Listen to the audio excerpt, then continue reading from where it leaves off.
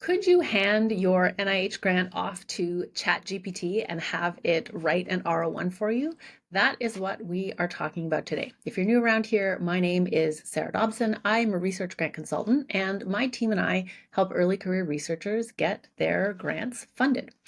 So, of course, the first place that we have to start when it comes to AI in grant writing is talk about the policies and regulations that we are already aware of. And of course, I'm going to be speaking about this from the perspective of NIH because that is what I specialize in. But I think we can cast a pretty wide net here. And what we're talking about today is, I would say, broadly relevant to any of the funding agencies, biomedical funding agencies that you would be applying to. But of course, you would have to do your homework specific to the agency that you are applying to. So what we do know as of the time that this video is published is that NIH has a set of policies and guidelines around the use of AI in the peer review process.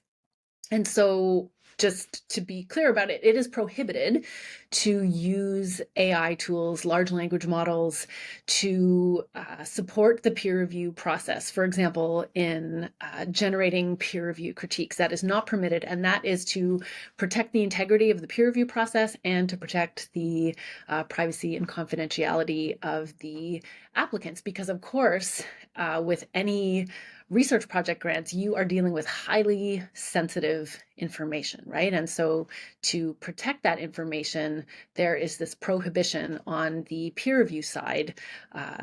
So that is not permitted, right? But what is not currently in place is any policy or guidelines or regulations around the use of AI in generating a grant application. And of course, that could change very quickly. AI is changing very quickly, and so agencies have to respond to that. And it's really just a moving target, right? Like we don't know when there might be policies and guidelines around the application side of things. So of course, it is your responsibility as an applicant to stay up to date on all of that as you are applying. And then on the other side of things, there's also potentially guidelines and regulations at your own institution around the use of AI. And so you have to stay up to speed on that as well, right? So again, all of that is on you as an applicant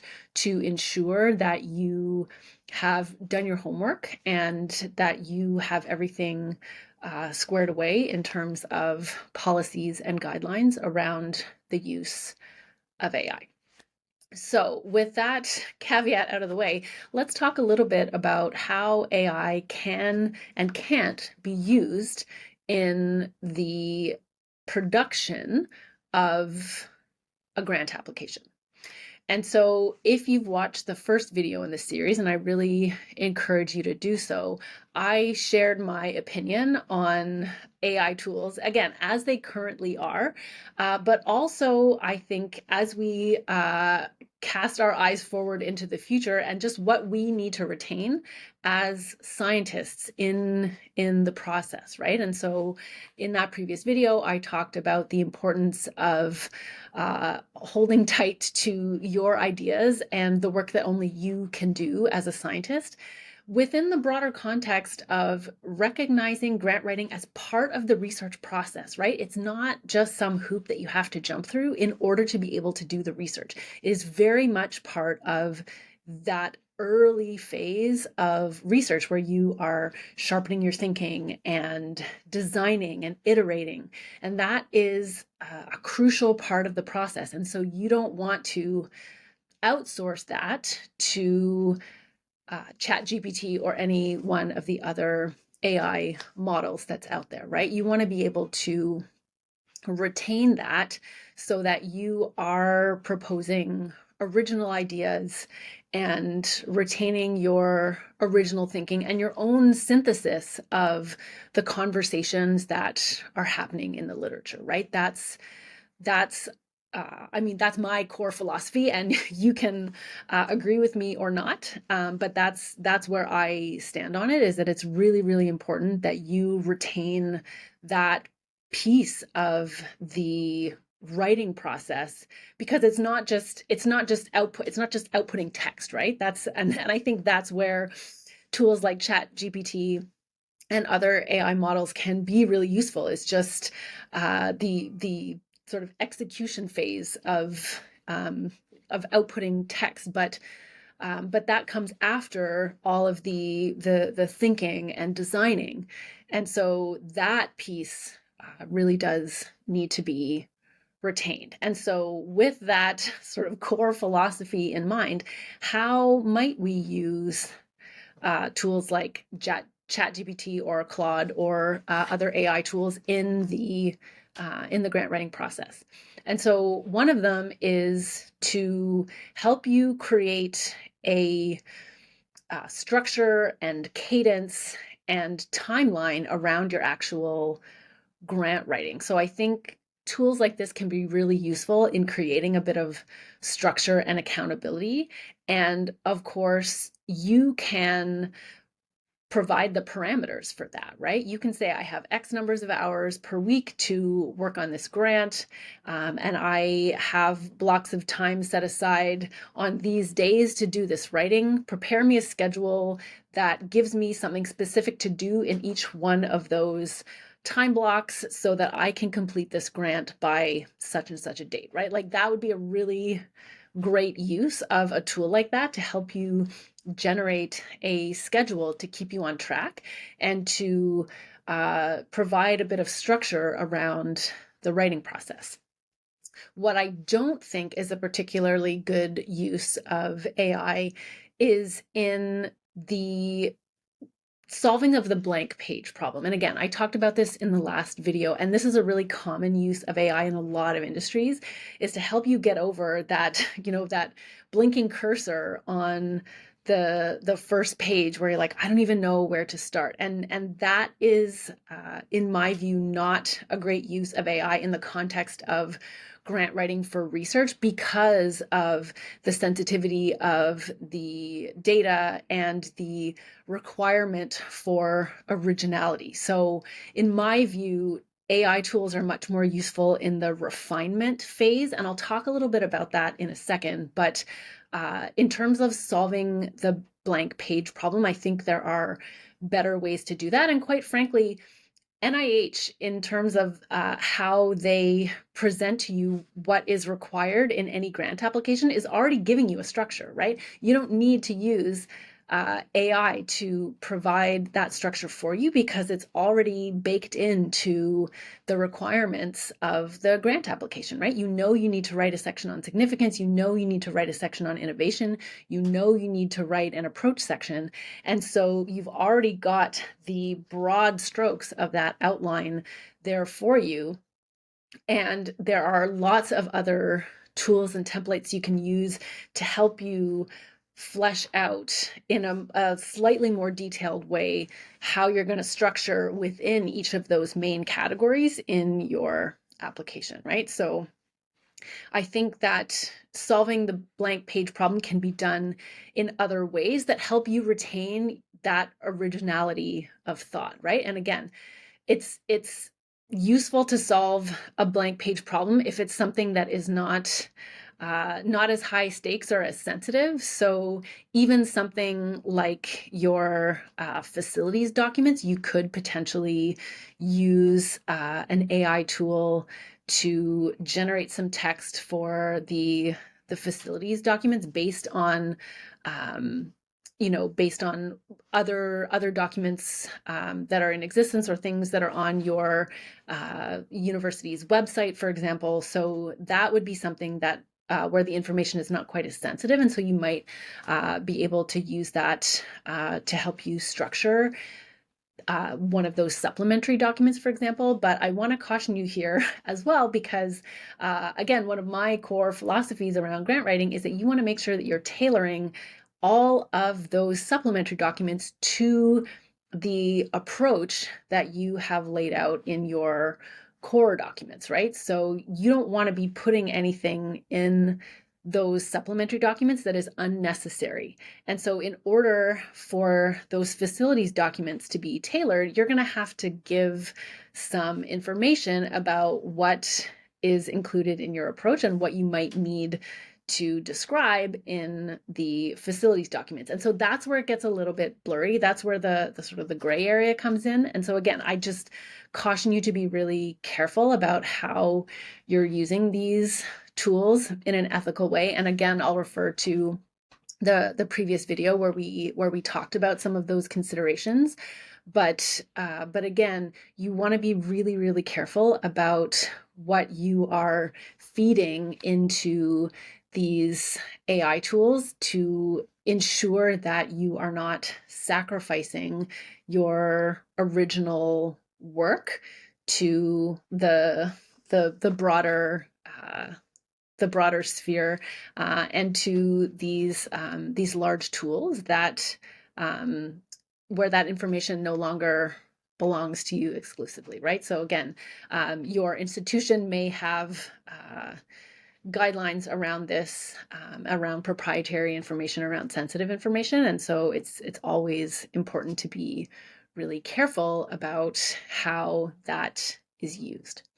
So again, using AI tools for structure and timeline and accountability, I think is really useful, not for solving the blank page problem. I think there are other ways around that.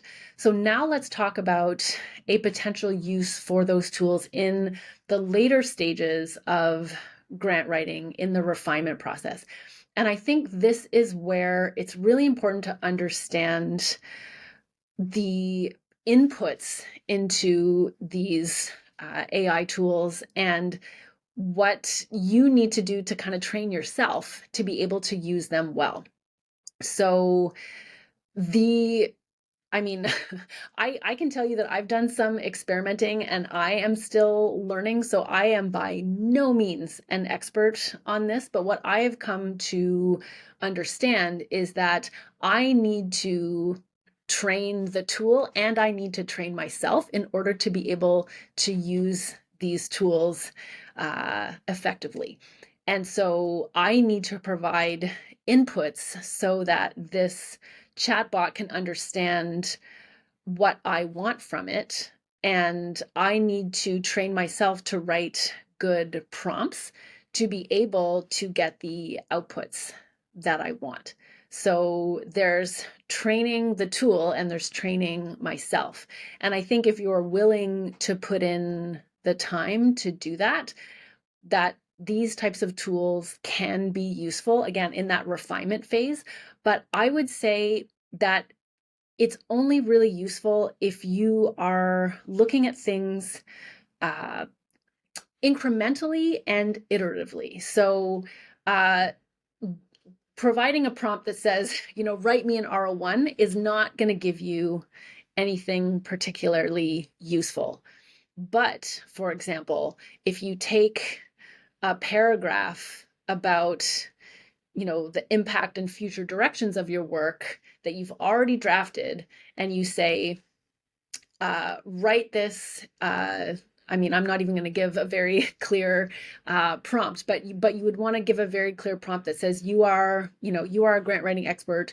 You are refining this paragraph to make it more clear and to speak to the potential future impact and future directions of this project. And so it might be able to take that one paragraph that was kind of half-baked and not very clear and really clarify it. Or, for example, you could take a paragraph that is maybe a bit more technical than you would like and ask the AI tool to write it in more layperson terms. So again, very incremental and iterative. So not only are you reviewing the output and providing more information to the tool to refine it in a way to get it exactly as you want, but you are doing that with just very short blocks of text so that you can keep an eye on what that output actually is. So I think that is at this stage of where we're at in the development of these tools, I would say that is probably the best use of it. But again, in the early stages of the grant development process, the thinking, the designing, the early drafting, I would not recommend that you use an AI tool for that piece of it, even for synthesizing the literature, right? I think, again, because these tools hallucinate still, because they produce results that are not reliable, that can really influence how you think and the direction that it takes you in. And so again, I at this point recommend using it towards the end and the refining phase, but that you reserve that early phase for your own original thinking and development and generative work, right? That is that's again, that's my opinion. You can ignore it if you want to, but do not let these tools make you dumber. Is I think my overarching philosophy, right? You really want to make sure that you are retaining your ability to think, and and like we talked about in the last video, that you are solving for the right problem, right? And I do urge you to watch the previous video, but what we talked about there was the idea that these tools are very tempting because you think they're going to save you time. But the reason that you want to save yourself time is because you have so many demands piled on you that are taking you away from the work that only you can do, which is the thinking and the developing and the generative work. And so the better problem to solve is all of these other things that are on your plate that are taking you away from that. And so outsourcing the thing that only you can do to an AI tool is solving exactly the wrong problem. So I think I will leave it there today. I have lots more to say on this that we'll talk about in future videos. But if you found this useful, I encourage you to sign up for my free resource library. We have lots of tools in there to help you write stronger grant applications and help you solve that blank page problem that we've been talking about in these last couple of videos. So that is it for today, and I will see you next time.